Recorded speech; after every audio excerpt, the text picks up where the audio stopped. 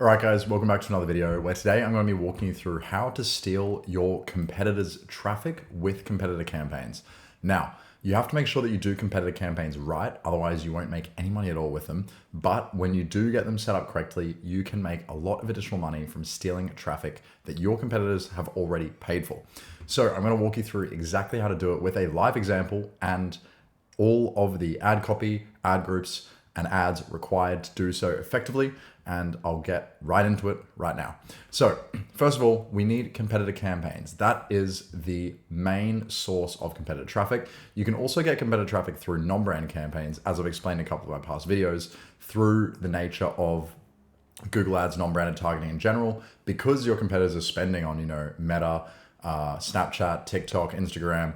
It means that when they drive traffic to their products, so for example, if you're advertising frying pans alongside your competitor and they put out a meta ad for them, it creates traffic and creates demand that can be sent through Google in a non-branded form. So people are searching, for example, for frying pans. And if you're there to capture that traffic with the non-branded campaign, then you're going to steal that traffic at the very last point and take their potential competitor, their potential customers, right, that they've already paid for on another platform.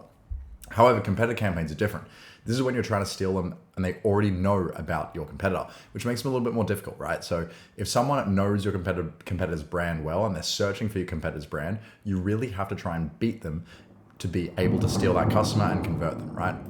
So the example I'm going to be using today is ListKit. They are a cold email lead sourcing software. So not necessarily just cold email, but they're a lead sourcing software where you can collect a bunch of high quality leads. You can reach out to them via outreach. I've used them before. They're a great service. Highly recommend them. But beyond that, they will be my example, and I'll walk you through some example ads for their brand that they could use to improve their competitor campaigns.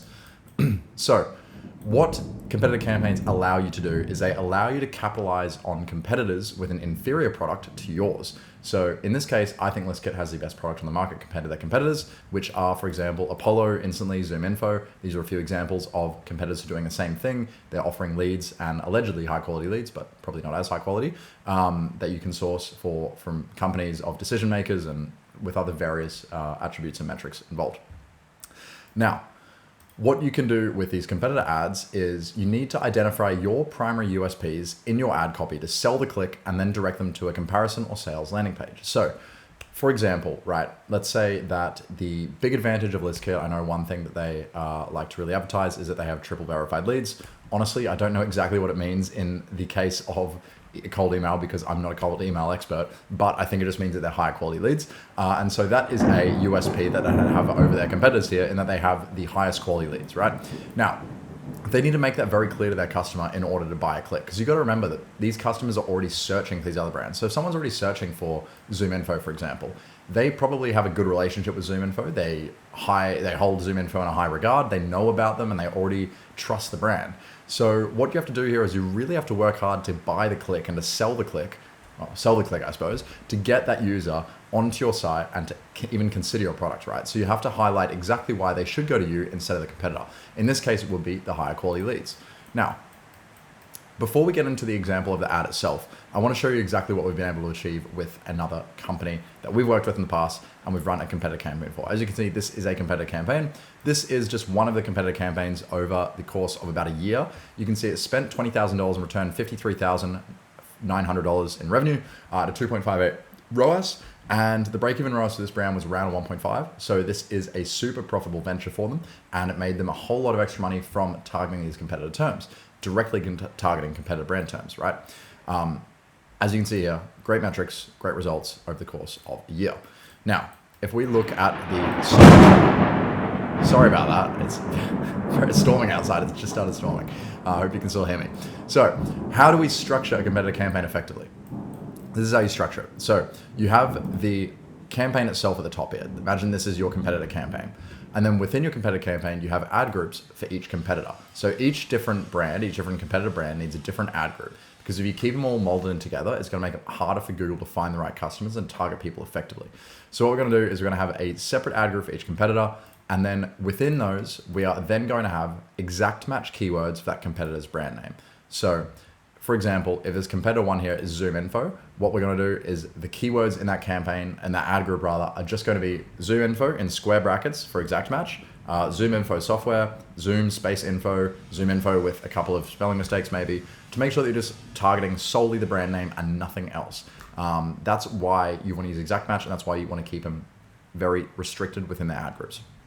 And then underneath those ad groups, you want to have customized ad copy with your USPs. So you want to make sure that your ad copy for each ad group contains your exact advantages over this competitor in this ad group, right? So every ad within each ad group should be different because you probably have different advantages over different competitors. So for example, right, if this is Zoom info and our USP over Zoom info was the triple verified leads, the higher lead quality, higher verification level, then we would put that in our ad copy as our USP, our unique selling proposition, right? Sorry if I haven't already elaborated, but unique selling proposition is what it stands for, and it just means things that you have as a unique advantage over your competitors. Then you'd have your second ad group, right? This would be, for example, for Instantly. Now we have Instantly, again, the keywords would be exact match format. So Instantly software, Instantly leads, things like that, right? So it's just targeting people who are looking for that brand. And then once again, you want to have your ad copy with USPs. So for example, maybe Instantly is very expensive. Maybe it's $150 a month and list kit's only $97, right? You'd say, get us for $50 less than big competitors. Now, try to avoid using the actual competitor's brand name in your ad copy because it can lead to some issues down the line. You can kind of get some like copyright stuff or like IP stuff if you do that. So I'd recommend just making sure that you stick to the words competitors or better than others or things like that, right? So $50 cheaper than others, $100 cheaper than others, etc., etc.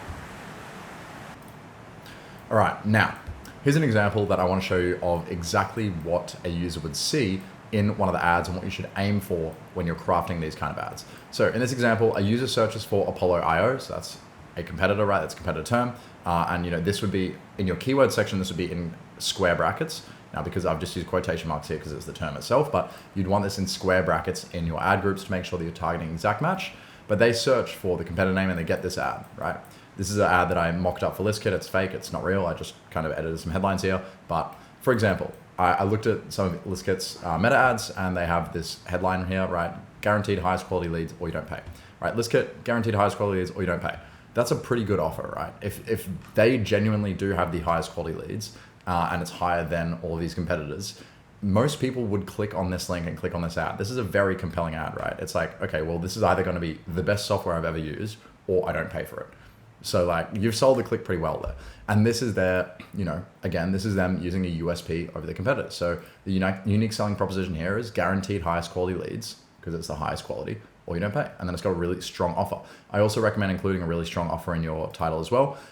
So, $50 off first month, free trial, 10-day free trial, 7-day free trial, free gift, whatever it may be, right? But having a compelling offer also helps you sell that click, which is really, really tough when you're bidding on competitor keywords because people already trust a competitor, like I mentioned, and that is sometimes the hardest part is just getting the click. So you need the USPs, you need a good offer, and you need to ultimately have a very good product down the line as well. You need to make sure if you are trying to convert competitor traffic that you genuinely have a high quality product that your consumers, your customers are gonna love, and they're gonna come back to you and they're gonna rave about you. Because ultimately at the end of the day, if you don't have a good product, if you don't have a good offer, you are going to struggle with Google Ads, and that is simply the be all end all of Google Ads as a whole. You have to have a solid product. Anyway, that's all from me today. I hope you guys enjoyed this video. I hope you found it helpful. If you have any questions, any suggestions for future videos, please drop in the comments below. Also, if you'd like to talk to me about Google Ads, if you want some help with your Google Ads, if you want someone to manage them for you, please feel free to book a call using the link in the description. I'd love to chat with you and figure out how we can make you more money with Google Ads.